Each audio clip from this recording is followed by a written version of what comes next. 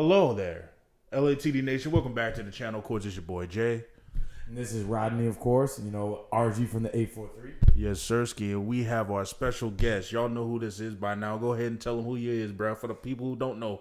It's DJ, a.k.a. Chili Bear, a.k.a. Space Ghost, hood superhero. Yeah. Beautiful day. In the neighborhood. Yes, sir. But we back with another movie review for y'all. Brad Pitt's latest movie, F1. The movie. F1. The movie. I F1. Implied. I literally said movie review, but yeah, no. But yeah, F1 stands for Formula One. Like I said, Brad Pitt's brand new movie, starring Brad Pitt and Snowfall's own Damson Idris, and also Carrie Condon, and Javier Bardem, who played, for people who like No Country for Old Men, Anton Chigurh, played by Javier Bardem. Yep, legendary villain. Yes, sir. And this movie is actually directed by the same guy who made Top Gun Maverick too, Joe Kosinski. So yeah, just off of that, just seeing that credit, I had a lot of expectation going in because Top Gun Maverick, in my opinion, has been one of like the best theater experiences in recent memory. I mean, that's one of those movies where it's like you had to see it in theaters, had to see it in IMAX, got to really like experience it for the best it could be because that surround sound and them scenes, boy, let me tell you. Exactly, and everything that was in Top Gun Maverick is essentially here too, even a little just on bit. wheels. Yeah, essentially just down to the plot too a little bit. I ain't gonna lie. Technically, don't planes got wheels too? You said what? Don't the planes got wheels? They gotta land, you know. They got the. You know what I mean, though. You know what I mean. Know what I mean? But yeah, no, this movie right here, basically, directed by, as you mentioned, same guy who did Top Gun Maverick. So Joe Kosinski. Lot of expectation on that front. Brad Pitt, star of this movie, in the star vehicle. Pun intended. Brad Pitt is an actor that needs. Go ahead. No introduction. That needs no introduction. Everybody knows who Brad Pitt is. He's one of the most famous movie stars ever. Right. Most famous for like Fight Club and stuff like that. Fight Club, yeah, but I mean stuff like Once Upon a Time in Hollywood. Yeah, that's more like recent, but Brad Pitt is an action, well, not even action star, just a movie star with very few equals, especially in this modern era. He's been around 30 years now. Mm-hmm. Started with Thelma and Louise, and now here we are, almost 40 years removed from that. And this is his new movie, his new blockbuster movie. That's kind of sort of that summer blockbuster movie that kind of been lacking as of late. We don't really get this as often as we used to. Because most of the movies nowadays have just been like sequels and stuff, right? Like or they come out on streaming. Or they come out. Or like me, and you end up finding them places. There you go. Right, yeah, they show up on streaming, and if unless it's like connected to a certain franchise or whatever, or a live action remake, Disney, DreamWorks. Even though I say How to Train Your Dragon was better than Lilo and Stitch, but hey, I ain't see either the remakes now. I'm not talking about in real life, man. But that's a different story for another day. Brad Pitt has also been in another one of my favorite movies as of late was Bullet Train back in 22. I thought that movie was great. He's a really cool, calm, and collected type of actor who always plays those type of characters. Because even in here, he's kind of chill, just kind of laid back.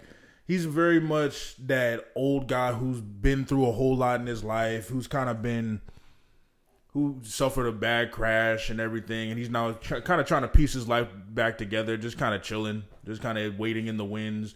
He's pretty much a mercenary for driving, essentially. Essentially, yeah, because he is Sonny Hayes in this movie. Sonny Hayes being a Formula One racer who was coming up in the 90s, was supposed to be up next, but due to unforeseen circumstances, the accident you mentioned, his career was kind of derailed, and so he kind of missed his shot to be what Damson Idris's character is billed as in the movie, because he plays Joshua Pierce, who's a young but cocky sort of up and coming rookie who's kind of trying to take the F1 world by storm, and it's kind of a thing where they come together to kind of, I guess, how would you describe it? Win the race. Win the big one, because be terrible. Right. Basically, yeah. Because essentially, this movie is just your regular run-of-the-mill old guy with experience versus young guy who's cocky type of movie. Who Butt heads at first. Exactly. And eventually they ended up being buddy-buddy, yada, yada, yada.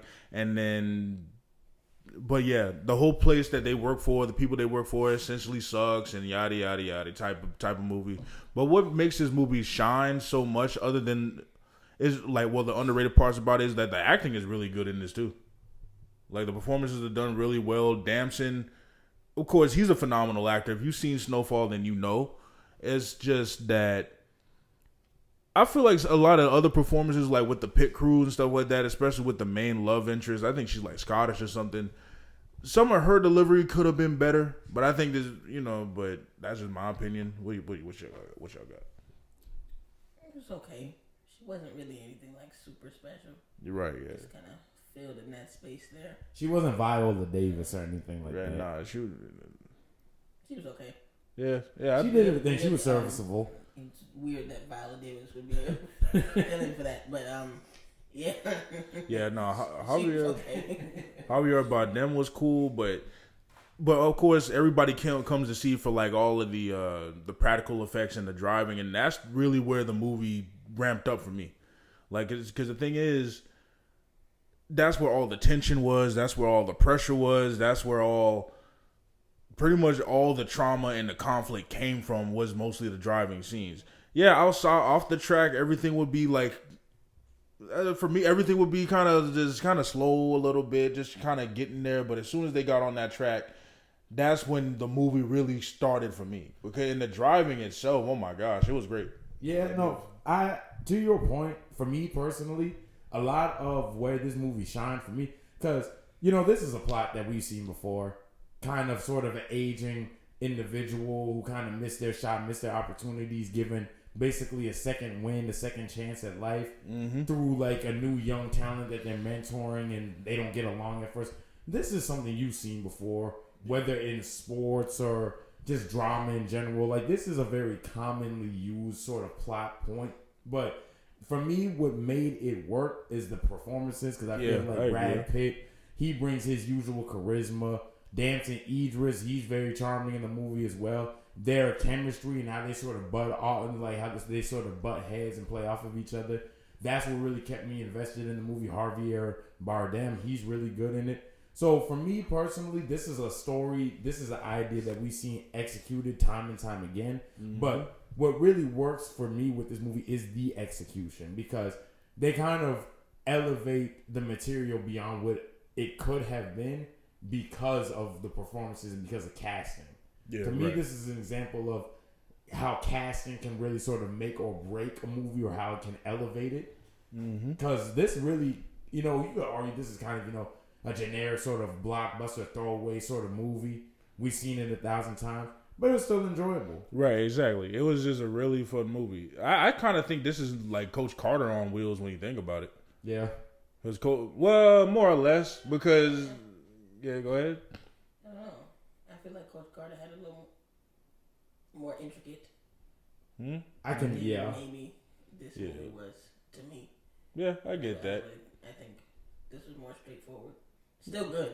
Yeah. This was more straightforward. It wasn't as layered or as intricate or as like, it didn't explore certain themes as deep as, a Coach Carter. Which I still think they should have did an R-rated version of Coach Carter, but that's just me. Yeah, that would have... Samuel L. Jackson just cussing up a storm. That would have been X-rated.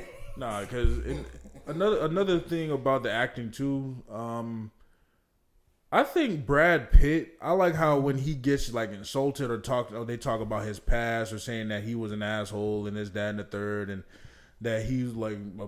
after his whole crash and everything, I like how he doesn't even really defend himself. Like he knows what he did was wrong. And he kind of owns it. Because there's a scene where they're like having a press conference. You had multiple wives, right? You're not really there in your kids' lives. Well, I don't think he has kids or not. I don't know. But you're not this. You're this, that, and the third. You were drunk. Yeah. And he's just kind of like, yeah, yeah, I mean, he was there. Yeah. he knew what happened. You're not telling me nothing he don't know. Exactly. But most people would get like offended and stuff. But he didn't take it like he took it on the chin like a man, and I respected that from his character too. And another thing with Damson's with Joshua Pierce, I like how he is cocky. He's brash. He's like, but you can still see that there's a little bit of insecurity there to live up to the hype that he brings. That like I could see that all on his face. But go ahead, bro. Yeah, no, I agree. I think that one thing I really like about Sonny Hayes, as Brad Pitt plays him, he's very chill. He's very calm. He's very relaxed. He doesn't really ever show any sense of breaking his cool. But you can tell that deep down, he kind of feels as though he didn't really do what he should have did, and it kind of haunts him. Mm-hmm. As is revealed later on in a certain section of the movie. We won't spoil it, but you could tell that he kind of does feel a way about his past, and that he feel like he didn't really ever get where he really wanted to go, and he's kind of been running from it. And this is kind of his opportunity to sort of face it and tackle it head on. And right. I do agree with what you said with Damson. You could tell with Damson, Joshua Pierce, JP as they call him, he's cocky, he's brash, he's arrogant, because he feels like that's what he needs to be in order to survive, in order for him to get to that point that he wants to get to. He can't be soft, basically. Right. He's still a likable character. For sure. He's not the type of arrogant that makes you want to hit him in the face. He's not Draco Malfoy. Yeah, Slytherin gang. But yeah, like that's one of the biggest things. And Damson conveys that very well with his expressions and everything. That's another thing about Damson Idris. He's really good at just, I don't know the term, but just like facial acting or whatever. I guess expressive. Expressive. Yeah, thank you. Yeah, his facial expression, even on Snowfall, was always very good. Like he wasn't just, whenever he wasn't saying anything, he was just looking straight. You could still tell that this. Still acting. Exactly. You can tell that. Oh yeah, no, this dude is stressed out. This dude is afraid. But what can he do? You know what I'm saying? You think Brad Pitt plays himself in every movie like Denzel does? As of late, yeah, I think. Yeah. I think like certain actors like these legendary actors, they get to a point to where it's like their public persona kind of gets intertwined with their acting to the point that where it's like you can't really tell where Brad Pitt starts and ends. Same thing I say with Tom Cruise. We just talked about that Mission Impossible review. Go watch that, please. Samuel L. Jackson is a big example of this. Probably the biggest example in my opinion. You can't tell me Samuel L. Jackson will play himself in every movie. I wouldn't say that. Almost every movie. I wouldn't say that. I'd say there's a big difference between Jules and Steven. I'm talking about Samuel L. Jackson as he is now. Samuel L. Jackson today. I don't think so. But you're saying old age, so you're saying age kind of plays into it. Denzel has always played himself. More, man. No. I don't think early Denzel did. I think Denzel, as of like the 2000s to 2010s, is when you start seeing him start to play himself. Yeah. I can see definitely. That. I like. I'll say this. Alonzo Harris is definitely way different from what's his name in the Equalizer? McCall. Robert McCall. Robert McCall. Yeah. There's a little bit of Denzel in Robert McCall though. Yeah. I mean, considering the fact that. Yeah. Yeah, I get, but you can still tell, not just because of the motivation, but by their like actions. Well, not clearly, but that they're different. Because Robert McCall is very calm, has a very calm demeanor, while Alonzo is very much like that. Kind of has that sly, kind of like evil type of smile, evil like a conniving type of smile or whatever like that. Still the same type of charisma though. So I guess in that regard, there is. Well, I feel like Alonzo's a little bit more outgoing than Robert McCall. Yeah. Well, I mean, okay, yeah, that's what I mean, because Alonzo's literally talking nonstop during that whole movie, basically, in Training Day. But Robert McCall, he's very calm, he's very kind, he's very just a genuine person. But if you mess with the people he loves, yeah, if y'all seen The Equalizer, then y'all know. But yeah, to your point though, yeah, Brad definitely. Once upon a time in Hollywood, Bullet Train. Yeah, he has been playing himself a lot. He even played himself in that one movie that came. I can't remember what it was called. It came out in 2022 as well.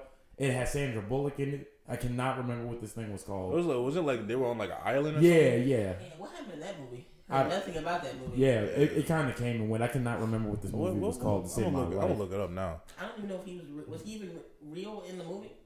Or was he I- like a figment for a bad? I can't even remember, to be honest with you. Yeah, what I'm was surprised you even know what this is, because it's I kind of like, vaguely know the trailer because Yeah. what was Sandra Bullock doing in the movie with Brad Pitt? yeah, Right, there you yeah. go. It was like- completely out of the blue. Facts. I don't Exactly. I'm gonna be real. A lot of Sandra Bullock's movies aren't bad, but all the ones that I've seen were pretty bad. Personally. Blindside. Blindside can go to hell. Like I'm just being 100. This dude, Mr. Todd, shout out Mr. Todd, talking about how he played Blindside in order to inspire me. So you pretty much saying without. Yeah, that's why you don't mess with it, because you didn't got all the jokes. I don't got all the like. You know how many times people talk about I don't like. One of them be saying you don't like it when people call you Big Mike. I'm like, well, I mean, considering that's not my name. No, I don't. Like I like, and cause people like you a big like how essentially said without saying I'm a big dumb. The Lost City is what a big dumb dude, because all Michael did in that movie, not in real life, because Michael Lord, you know what, whatever. We'll save that for later. Whatever, that's not important. But Hold on a rant here, but folks. I'm sorry, y'all. But the Lost City is what that movie was called, with Sandra Bullock and Brad Pitt. And even in, like you mentioned, Bullet Train, Brad Pitt played him. Both of them. Yeah, played himself in Bullet Train, just a more comedic version than this one. Yeah, basically that's. I mean, he's still a great actor, but he definitely is kind of let his public persona blend into it. But if anything, that's a blessing, because that shows you that you made it to a point where it's like people come to the movie fully to see you. Yeah, exactly. Same like with Denzel, but Samuel, like I said, Samuel Jackson. You cannot tell me he was not just playing himself, a hitman's bodyguard, a hitman's wife's bodyguard. I mean, yeah. He was playing himself 100%. There was not a lick of genuine acting in that movie in either one. This is kind of the line, just close enough. No, one of my favorite scenes in that movie is when Ryan Reynolds, he's fighting or whatever a bunch of people in like this kitchen or whatever, and then once he gets done, Samuel Jackson, he pulled me and said, "Yo, you about done? TikTok, motherfucker." No, that's Samuel L. Jackson through and through. I wouldn't be surprised if that line was improvised, to be real. He be talking like that for real. Like people be like, they see him and they just be looking and they just come up to, y'all motherfuckers want a photo? Just take a picture with them. But yeah, like another thing about this movie, like I mentioned before, is really the driving and the racing that just captivated me. Because whenever they were, like I said, outside the race, I was just going on my phone a little bit. But when the races would start, I'm Bro said, forget the plot. Just no plot. And that's kind of the thing about the plot. The story for me was a little bit basic. And sometimes for me, it was a little bit hard to follow every now and again. Like, at first, they didn't like this nigga. But then, or Brad Pitt. First they didn't like Brad Pitt. Now, or Sonny. Now, a little time later, they start agreeing with everything he says. And I'm like, when did this happen? But because it was like he was starting to get them results, and they were kind of starting to see the method to his madness. I mean, yeah, but sometimes for me it would like jump out of nowhere. And you felt that shift was a little bit too like sudden. Yeah, exactly. Okay, yeah. I got you. Like he just got here the other day. How much time has passed? You know what I'm saying? But other than that, I really didn't mind this movie at all. Like personally for me, I thought it's right behind Sinners. Like for me, I wouldn't disagree with that, but I mean, why? Okay, why? It just didn't. Why? Because when I watched it, why? That felt like a bigger movie. That Sinners felt like an event. Yeah, everyone didn't feel like wasn't really that much special about it for that to be right behind Sinners. To me, I probably have to think about that more. I wasn't really sure what the emotional payoff was going to be. I didn't know who was going to win the race. True. Old dude going to win the race? You gonna let Damson win the race? I didn't know where it was going. I get that. You know. Yeah. Because I feel like Sinners, not just culturally, was just a bigger movie. I think Sinners was just more. Sinners just felt special. Me okay, I get that. Sinners felt like one of them movies that we don't get too much of. Like don't get me wrong, F1 is a movie that we don't get too much of anymore. But at the same time, the way that it was done and the way that it's structured is very, reminiscent of something you would have seen a lot more in the 2000s. Right. Not to say that it's not good. It's just competent. It's Sinners just kind of right, feels like it's its own Like- sort of like cultural moment. No, I get that. The only reason why I said it's right behind Sinners is because like out of the movies that I've seen this year, this will be my third favorite movie so far. I got you. That's why I say it like that. I'm not saying quality wise. It's nowhere near. It's competent. I very can't say it's no. I can't say it's nowhere near as far as like quality. I can't say it's nowhere near Center. Like it's up there with like effect with the special effects and everything. Yeah. Like I like considering the fact that the effects weren't really even that special. A lot of it was just practical, but quality wise, Which is impressive within itself. Yeah, exactly. So as far as production and quality, yeah, it kind of got Sinners by a hair.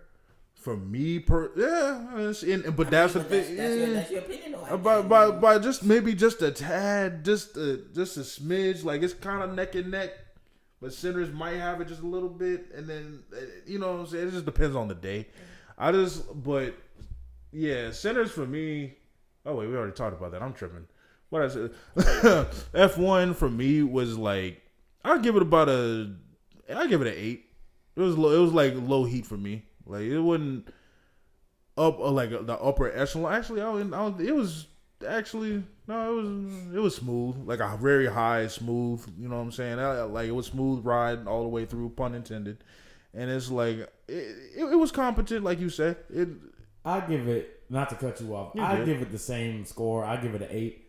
What really kept me invested was the characters, the stakes. Yeah. They really did a good job of giving them that feeling of their back is against the wall because, you know, this is the team that is the worst in all of Formula One racing. And Ruben, Javier Bardem, he brings Sonny in because he feels like he's the only one that can kind of turn their luck around and turn them into a competent franchise because he's about to lose ownership of the team.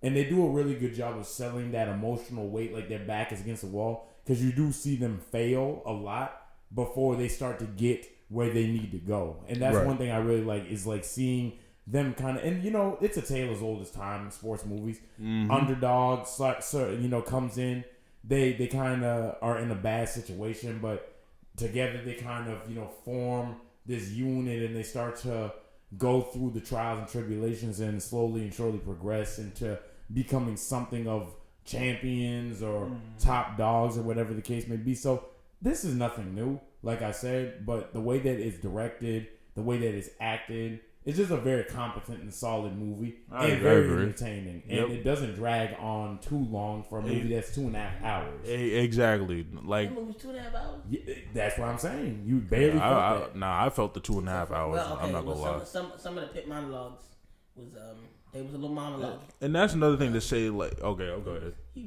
was kind of dragging it on. You know, we got it. We got you. Combat, yeah. You know, go to the next. Not even that. I'm talking about like the part in the hotel room because I think we said that when we saw it, it was kind of like, Okay, all yeah. right, you know. Yeah, I know what you mean. Get to the point. I know exactly what you're talking about. Yeah, around the last quarter of the movie, it started getting a little generic. Yeah.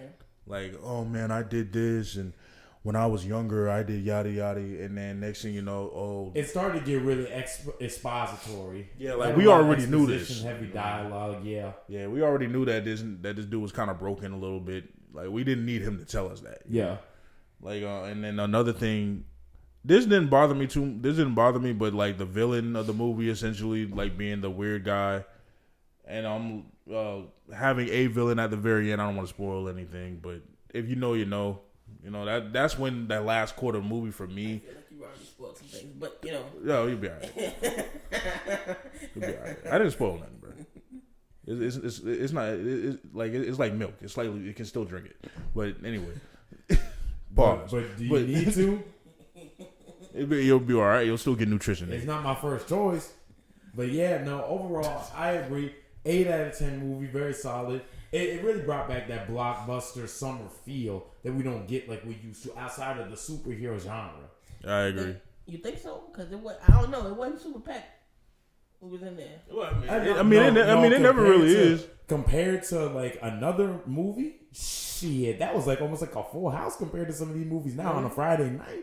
You know how hard it is to get people in the theater on a Friday night now? Right, yeah. Shit, Like, 10 years, They could be home watching the movie with their snacks. 10 years ago. how? It's cheaper. What you mean? Watching that movie, the movie, or watching a movie? I am not. I cannot give away sources that people do to watch things. We'll talk about it later. But people can be home with their snacks, watching movies. We'll talk about it maybe later. that movie, maybe not that movie.